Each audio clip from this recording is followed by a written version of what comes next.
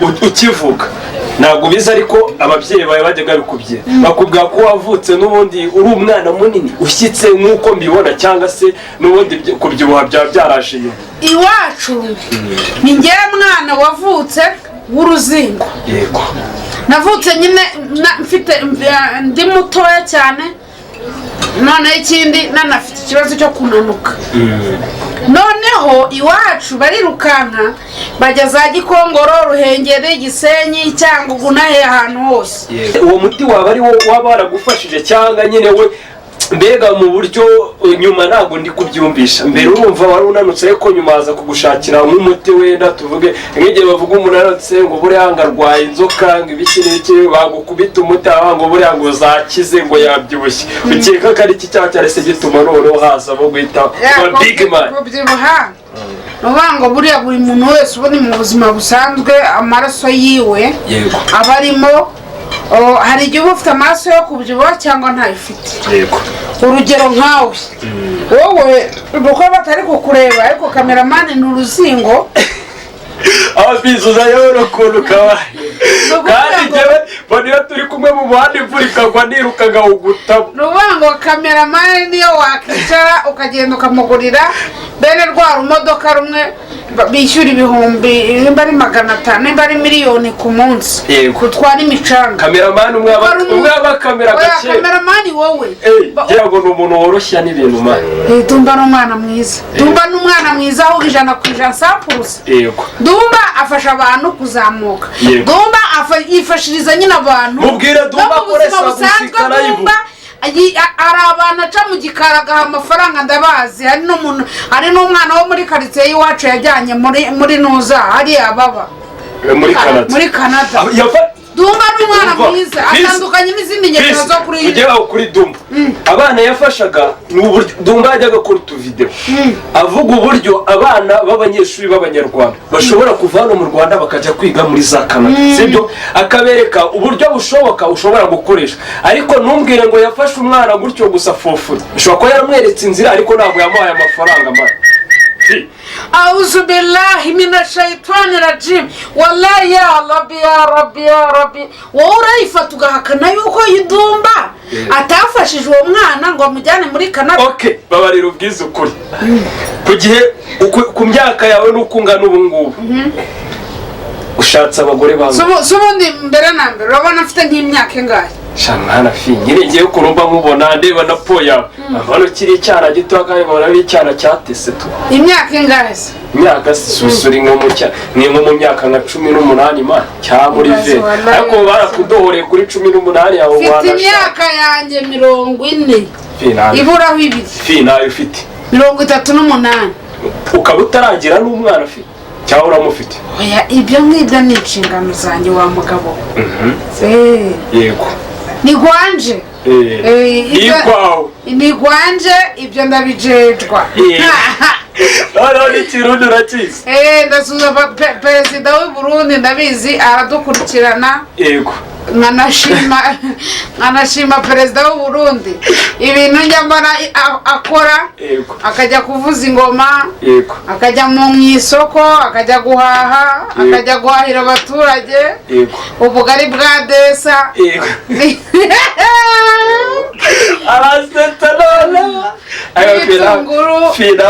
perezida w'u Burundi ndamukunda kuko reka nkubwize ukuri niyo hari umuntu wa mbere w'umukomediye agiye nkunda kuri iyi si nako reka ntuze tujye mbabwije ukuri hari undi muntu nabonye ukunda ariko ndagira ngo nawe amenye ko umunsi nakuze umuntu bita Gasuku ngo ni icyogere mu nkuba ngo umwami w'abagore ni icyogere mu nkuba umwami w'abagore nyine yego uriya muntu nari nzi ko ari mukuru wawe oya ntabwo ari mukuru wanjye ariko ni inshuti yanjye yego nagiye mukwana n'ibiganiro ariko nkabona ibiganiro ni byiza cyane buriya Gasuku niga nakubwiye ngo Gasuku yego n'umuntu witwa Dumba ni abantu b'amaniga kandi Imana ibaha umugisha kandi Imana ibafungurire inzira zose zishoboka Imana ibageze kuri byinshi bishoboka kuko muri abana beza pe. Buriya iyo umuntu afashe umupfakazi agafasha imfubyi ubundi buriya no mu isengesho ryacu rya buri munsi wa muntu nkurikiye uwo ari we wese aho uri hose ku isi uzagerageza kubona iki kiganiro. Burya kubona gufata umwanya wawe niyo yaba ari umunota umwe ugasengera imfubyi n'umupfakazi, ibyo bintu abo bantu uko ari babiri ukamwuzurizamo bene bya biporo bya mayoneze wallahi akagerya nimba ari akavange nimba ari ifiriti ari iki ukajya umushyiramo ka mayoneze wallahi nta nubwo ya Sefi ubwo uko byushya gutyo urabyishimiye ya nuvuga ngo kubyiwangiye kuri nge yego harimo impande ebyiri zanjye yego harimo uruhande rubyishimira n'uruhande rubyanga yego ariko wowe ku bwawe bwite ubwanjye bwite yego mbyutse nkasanga ngana nawe yego nababara ariko nanone kubera yuko baba bari batuwe bakuzi kuri munini buretse ariko nanone mbyutse ngasanga mfite nibura nk'ibiri 100 yego ufite bingaho 80 nakishima bimwe biteye ubwoba ariko ngiye kugera aho uruzingo shanda gatora mama sha ariko fi wibuke ko wabwiye ko babanje kugukubita imiti ya Kinyarwanda. Imiti ya Kinyarwanda nari umwana icyo gihe kandi wari urwaye iki? Wari urwaye iki? Inzoka. None ubu zarakize. Atumye nemera ko nari ndwaye inzoka.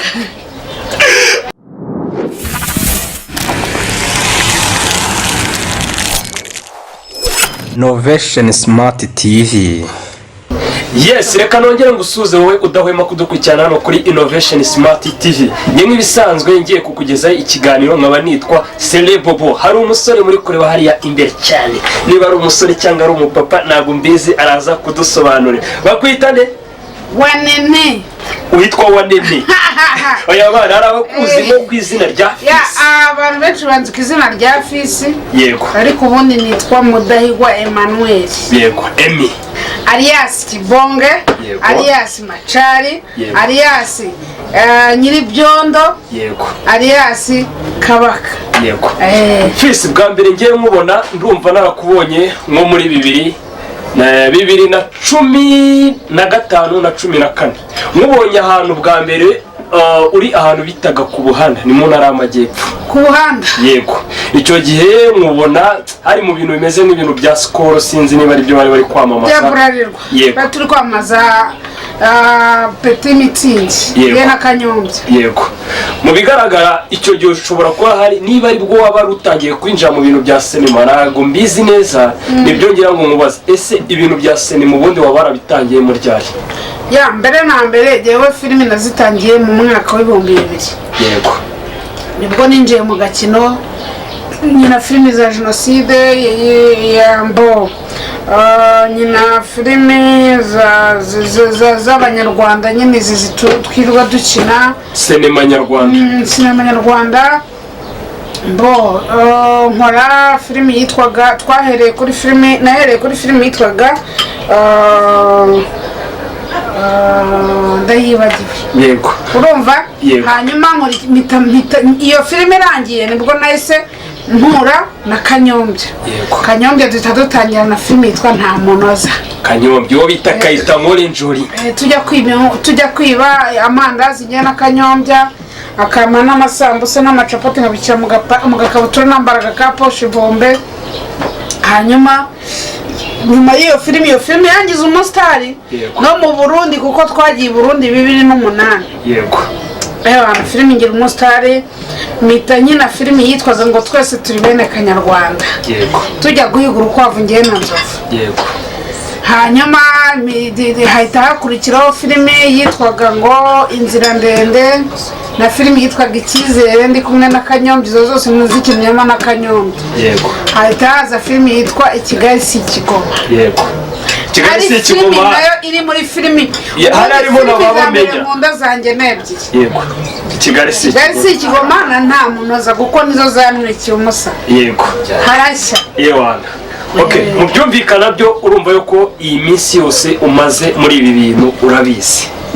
ariko mbere na mbere mbanza mbwire abantu muri kureba iki kiganiro mutarakora subscribe, mubanze mukore subscribe, mukore share, mukore comment kandi mukagukora na like hano kuri Innovation Smart TV. Yego, umuntu utazakora kukazogera subscribe azayihora, ariko banzo babwirize izina ry'ino channel Innovation Smart TV. Innovation, yego, Innovation Smart TV. Yego, hanyuma mbabwira ngo mujyeho mukora subscribe, mukora kukazogera kugira ngo muzajye mubona notification, hanyuma mukore comment munsi uvuga ati gwagwana umuntu turamwemera cyase mwongera ibi mugosora ibi ubundi twebwe turashaka yuko sharing bigere ku bantu babwire niba koko bagufana byanyabyo nibakubitemo nka comment 1000 na sabu nk'ibihumbi 2000 wallahi warasuru. Yego, bibasabe niba koko umuhungu wanyu Fisi Nyamunini aka Nyamunini. Yego, mugende mukore comment, nushaka uvuga ati Fisi ndakwemera, Fisi gabanya umubyibuho, Fisi ongera ibiro, Fisi gira gutya, icyo ushaka buri cyo ugenda uvuga. Hari n'akandi kantu ka Innovation dushaka kuzanamo, reka mbanze mbarabure mu gake ubundi umuntu uzajya dukurikirana cyane tukabone uko twitayeho, ariko natwe tuzajya tumutamo n'akantu note ya kenza cyangwa ya 10 ntago ya ni ngaho se nibajye bayikorere va ariko inote ya 10 kugira ngo uyibone. Yego, subscribe akazogera. Yego, udakora kukazogera ubwo subscribe ni mu bigori tuzatumarira iki nimba nsoye ikiganiro cyangwa nkasora filimi simbone notification, nubone wowe notification, none si ya subscribe nimariye iki? Reka mani tuvugisha ukuri mw'abanyarwanda. none Sefi mbabarira umbwire, twe hari ishusho tuba twakoze hano igaragara neza mu by'ukuri, natwe tuba twakoze umuteguro ikindi. Yego, ikindi kintu noneho kugira ngo wemere ko nyiri yica n'akazi. Yego, ibazwe ngo umuntu agenda afata ofisi w'icyamamare uzwi yego w'imihanda. Yego, amuzana mu ikiganiro amuha akazi amubwira ati ngwino dutwike duhashwanyaguze. ubwo urumva subona akaba babona bumva mwe ntabwo mushona ko ntabwo bazemera ko twapfuye no kuri kakazogera navuze. Yego, okay, ndashaka kukubaza nawe nka Fisi kuru, ese mbere yuko Fisi nawe uza mu bintu bya sinema nyarwanda, ese mbere Fisi ubundi ari muntu kije aho miyagiye mu busanzwe gutya nabaga gutya kugeza ngiye muri sinema? Ubundi Fisi mbere yuko aza muri sinema yari umukomisiyoneri. Yego, akomisiyoni ibiki? Bongeye kukubwira ibintu nakoze. Yego, nacuruje amagi, igindi gurisha senkani. Yego, ngurisha ubunyobwa. Yego, ncuruza ikarito, urumva curuza botike, curuza amakanzu y'abagore. Twacuzaga amakanzu y'abagore meza yandi nimero ya mbere yavuye mu ruganda ya cagubu. Yego, ikanzu tuyigurisha inote yayo ya senyisa. Yego, ni kera mbere yuko ni kera cyagihe abantu uza bagihari ba bantu bambaraga imyenda y'umutuku ba Roko Defense. Yego, ubwo nakoze no muri sale cy'imicanga, ngewe ndi noza ndi umupampe wa Yanga. Yego, Yanga mwarakoranye? Nishyuza kuri sale Yanga twarakoranye. Yego, urumva? Yego, mu by'ukuri nta kintu kimwe ntakoze, urumva? ikindi kintu rero nifuzaga mu buzima bwanjye kuzakora. Yego, nifuzaga kuzaba umusirikare. Yego, ariko biba ngombwa ko najyaga njya kujya kurira tata ngo ngiye mu gisirikare. Umutibe twabanaga muri quartier w'umusirikare akamanura, uko nuriye tata akamanura.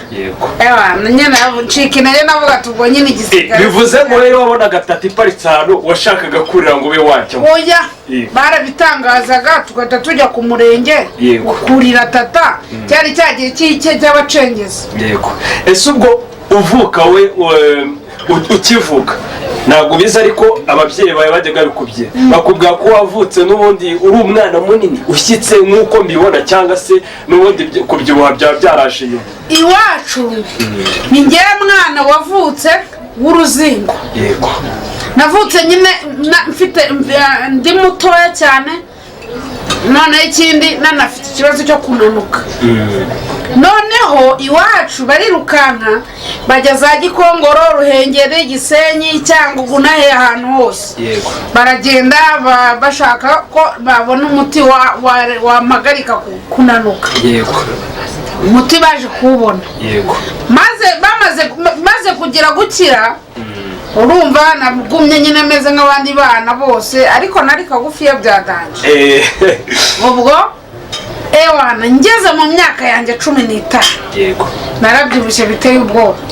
Natangiye kubyibuha, ndabirwanya, nkora siporo, nkajya nzamuka Kacyiru, nkataminagiri, nkagenda Igikondo, za Sodoma na ahantu hose.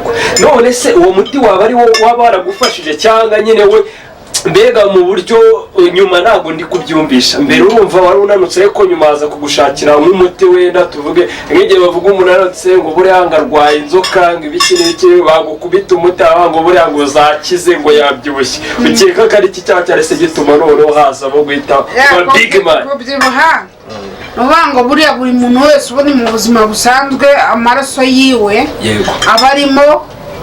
Hari igihe uba ufite amaraso yo kubyibuha cyangwa ntayifite. Urugero nkawe wowe uko batari kukureba, ariko kameramani ni uruzingo abizuza yoro kuntu kabaye. Kandi jewe baniyo turi kumwe mu muhanda imvura ikagwa nirukaga ugutamo. Nuvuga ngo kameramani niyo wakicara ukagenda ukamugurira bene rwa rumodoka rumwe bishyura ibihumbi, nimba ari 500, nimba ari miliyoni ku munsi, kutwara imicanga. Kameramani umwe abakamera gake. Kameramani wowe ukamwuzurizamo bene bya biboro bya mayoneze, nawe akagerya, nimba ari akavange, nimba ari ifiriti, ari ukajya umushyiramo ka mayoneze, wallahi nta nubwo ya. Esefi ubwo wowe kubyibushya gutyo urabyishimiye? Nuvuga ngo kubyibuha ngiye kuri nge harimo impande ebyiri zanjye. Harimo uruhande rubyishimira n'uruhande rubyanga. Ariko wowe ku bwawe bwite? Ubwanjye bwite mbyutse nkasanga ngana nawe, nababara. Ariko nanone kubera yuko baba bari batuwe bakuzi n'ukuri munini, buretse ariko nanone mbyutse ngasanga mfite nibura nk'ibiri 100. Ufite bingaho? 80. Nakishima bimwe biteye ubwoba. Ariko ngiye kugera aho uruzingo ndagatora mama. Ariko wibuke ko wabwiye ko babanje kugukubita imiti ya Kinyarwanda. Imiti ya Kinyarwanda nari umwana icyo gihe kandi. Wari urwaye iki? Wari urwaye iki? Inzoka. None ubu zarakize. Atumye nemera ko nari ndwaye inzoka. Ubwo rero ndibona gukubara. Nari ndwaye umunanuro. Ubwo rero twagarutse tugira ngo nyine tubanze tunyuzemo n'akantu kugira ngo babashe kubanza kumva baryoherwe. Chris, hari groupe yigeze kubaho bitaga Abasari, yari irimo n'abakanyombye n'abanyina wa Mbogo, ba Mukarujanga, ba Samusuri. Iriya groupe yayibayemo nawe? Oya, ntabwo nayibayemo, ubwo nabaye inshuti zabo, nabaye inshuti yabo. Wari umufana wabo? Kubera ko Kanyombya akimara gusohora filime, nibwo twabonanye. Urumva Kanyombya twabonanye ndangije gukina iyo filime ya mbere nababwiye, yitwaga ngo fata umwana wese nk'uwawe. Izina ryayo ryagenda naryibagiwe. Ubwo rero ahubwo Kanyombya nari umufana we, yiga mu wa 2 primaire, ndeba filime yiwe yitwaga ngo Amasogisi yitwa Sandari, hatazamo ba Nzovu, ba Muza, mbese hari hakirimo Nyagahene na Kanyombya, na mukuru Kanyombya yari umusirikare wapfuye witwaga Kanuma. Kare wigeze kumbwira ngo ibi bintu byo muri filime wabitangiye muri za 2000. Nibaza ni se Fisi watangiye filime muri 2000, nge nari umwana cyane, ariko gusa ewana nishimye no kuba turi kumwe no kuri set nabyo ni ibintu nahaye agaciro urumva atari ibintu byo kwishimirwa ni ibintu by'agaciro yego nibaza ni ese uwo muntu Fisi kuri ubu ngubu watangiye filime muri 2000 ubu kuri Fisi ufite imyaka ingahe hari abantu bakubona akavuga ngo Fisi ngo ni umwana ngo nubwo mukireba kuri yango ni igisaza ngo ni igipapa ubu kumva nyine afitemo akantu ka confusion ko kwibaza Fisi kuri ubu afite nk'imyaka ingahe ni ukuvuga ngo rero aho ngaho niho nza nkaba umujyi yego aho niho nza mbakubitira mu igunira urumva abantu benshi kubera itoto ryanjye ye n'agapo n'ibimayoneze wariye n'ibisosi uhuta oyasi yewe buriya ndi mu bantu ba mbere babayeho nta muntu n'umwe tugirana ikibazo yego nta shikani ngira n'umuntu mu mutima nta nzika ngira n'umuntu nta muntu mujyana ikibazo ni ukuri no kwimana ntawe fiko nigeze kugucaho uri guserera n'umuntu akurimo ibice ntabwo ari ibanga guserera byo ni ibintu bisanzwe kuko ngewe nserera n'umuntu n'ikibuye nagifata nkakimukubita urumva utari umwiyahuzi rero tandukanya buriya umuntu mwiza n'uzakorera ikosa akakubwira ikosa wamukoreye yego ariko umuntu mubi uwo uzamukorera ikosa abibyimbane yego ajya kureba yumva yaguterura akagukubita nko muri rigori urumva ariko akwihorera uwo muntu aba ari mubi pe kandi ubyumve burya umuntu uzakubwira ati kana fi wamemukiye pe wamemukiye kandi umenye ko ibyo bintu byambabaje uwo muntu aba ari umwana ubwo mu bigaragara byo nagupfa kugorana ariko iyo umuntu abikuzanyeho muraserera rero ibanga ry'impamvu jewe abantu benshi bakunda kunyitiranya nakubwiye ngo nta kibazo ngira n'abantu bo ikindi singira ibitekerezo byinshi n'ibyo abantu mu buzima busanzwe bagira ndabigira ibitekerezo ariko ntabwo ari byinshi nubwo mbishyiraho umutima wanjye ikintu ntinye buriya kurusha ibindi kuri iyi si nako ntabwo nakivuga kigize ibanga nkigize ibanga urumva batazabona intege nke zanjye bakabona aho baca urumva ariko ubone muri rusange ngewe nta nzu nishyura mu mujyi wa Kigali nta mwana ndiza nta mugore ndiza nta uracyataye wani urya ibiryo bitagira fagitire by'iwacu sinjye iwacu urya he kandi uvuze yuko utishyura inzu kandi ufite aho utaha mu nshirami tandukanya kuba ntishyura inzu kandi nubwo wamenye impamvu ntayishyure ngawe yitubwire kandi ikindi sinigeze mvuga ko ntishyura ibiryo ese inde muri iyi si utishyura ibiryo none singe ngaho bisobanurire uzi ko niyo yaba ari papa wawe ukugaburira agerageza ariko bya biryo ukabyishyura watese umubyeyi wawe ashobora kuba kukugaburira nk'ibiryo ariko akakubwira ati Fisi nakubiswe nyishyurira umuntu 25,000 cyangwa nyishyurira ideni rinini abantu nawe uri kubeshya ngewe nditunze mfite gaze yanjye mfite ibiryo byanjye umuceri ibirayi ibindi bintu byinshi iyo byagushiranye binjira na se bite ariko ngabantu banini uzaba buretse gato uza abantu tuziranye abantu banini murarya ngewe aba diaspora barankunda bakohereza ku dolari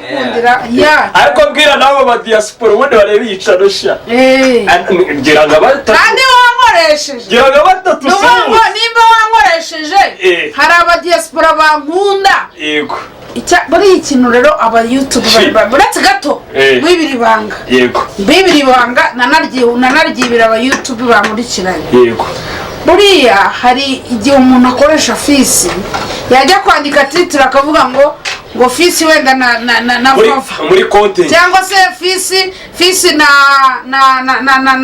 na Yakamwana wongera ngo Fisi Nyamunini big man utongera ku kantu ngo Fisi Nyamunini bajya uri Fisi wallahi ntabwo nkubeshya views uri kubona ntabwo ari zubona kandi ntabwo nkubeshya none Fi mwaye uruhushya mu ba diaspora bagukurikirana banagukunda suzamo batatu uvuga amazina yabo uretse gato ntabwo ndavuga amazina yabo wenda keretse umwe niwe nshobora kuvuga izina rye nta kibazo icyambere ndashuhuje umuvandimwe wanjye uri muri nimba ari New York na Mississippi Karabaye nuzi nawe uretse gato warabizi ko nyine ari umuvandimwe cyaba muri Ottawa sha umuvandimwe wo mu diaspora wanjye wanguriye nuza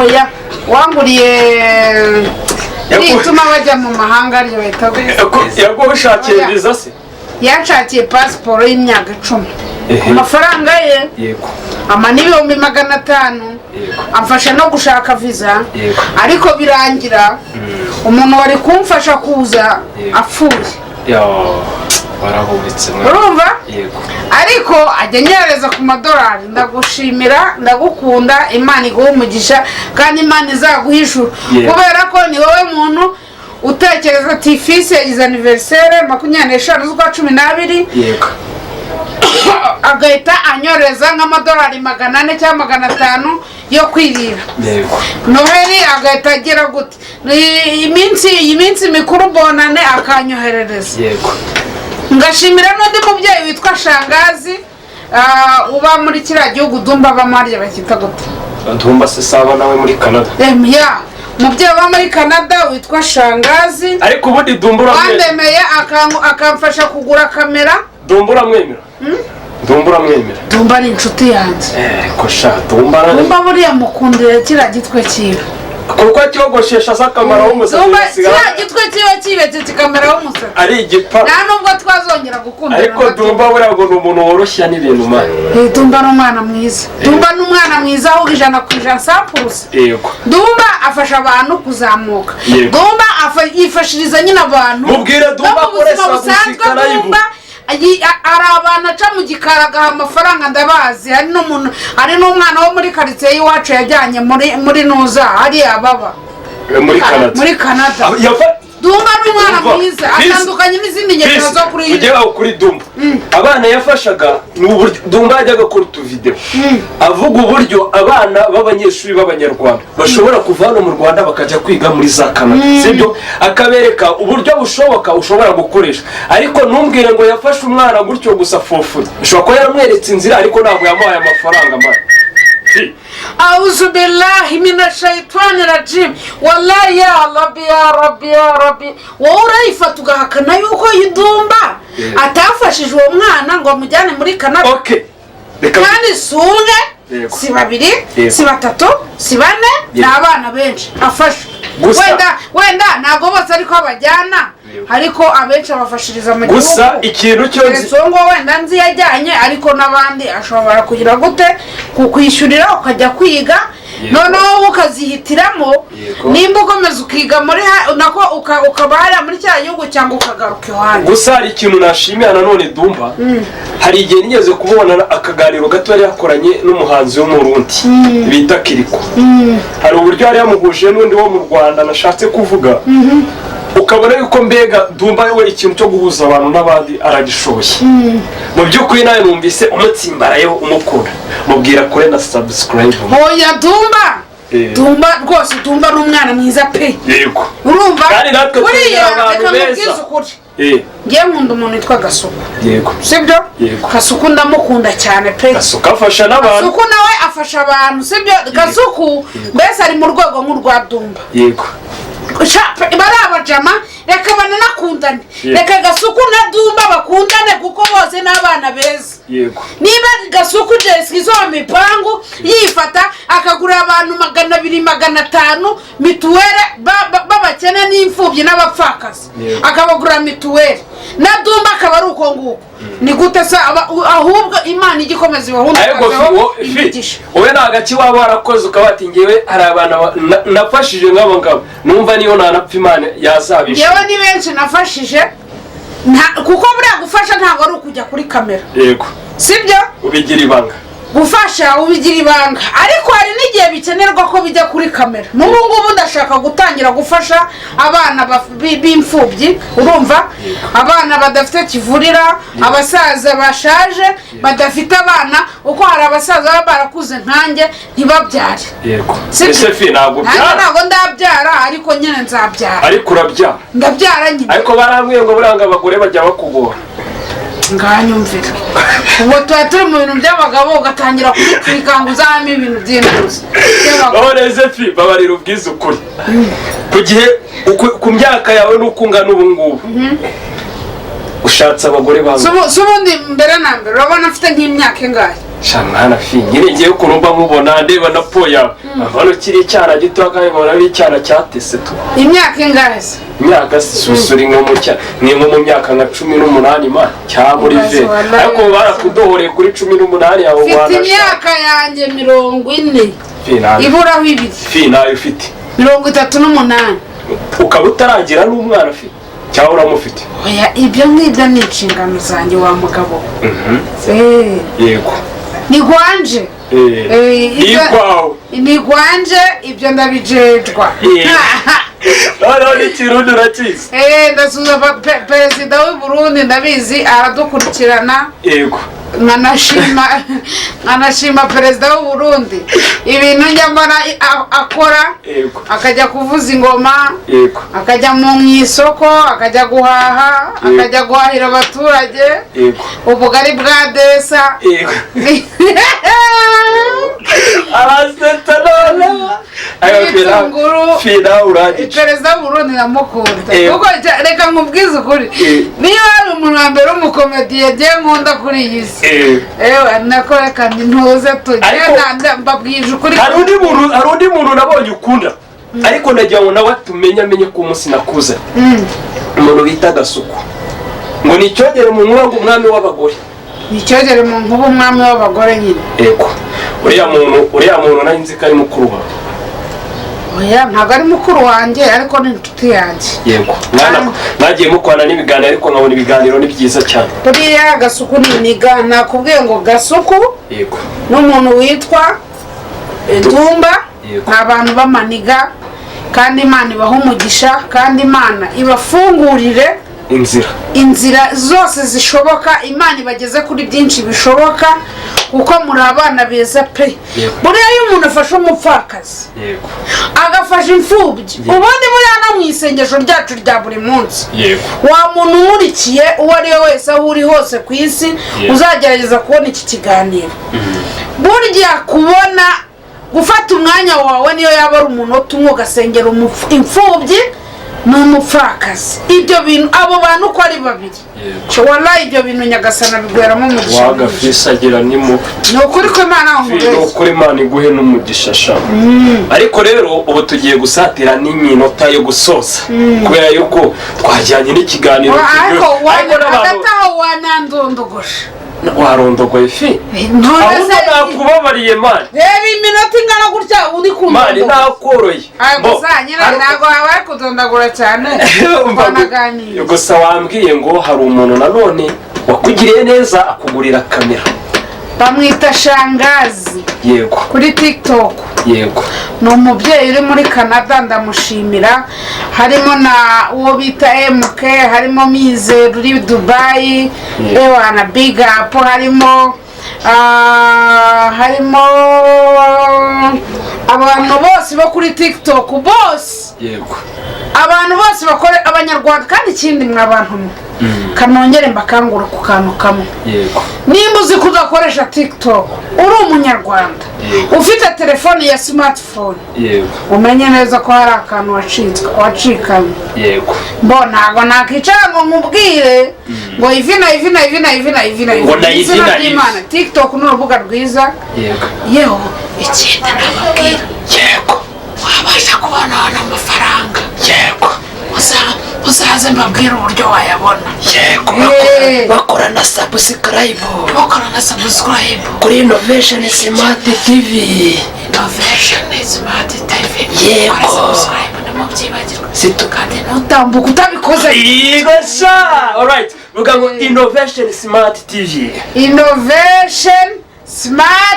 TV urakoze cyane mbabwira ngo Imana ikomeze kubaho umugisha kandi ikindi nimero yanjye ni 0788991179 ndabizera abantu babanyeneye abashaka gukina sinema namwe mu mamagare hanyuma ikindi mbabwira ngo ujye kuri Instagram yanjye yitwa Fizz TV unfollowing, TikTok yanjye nayo yitwa Fizz TV cyangwa se Fizz Big man Fizz Big. Let's mbambira besha na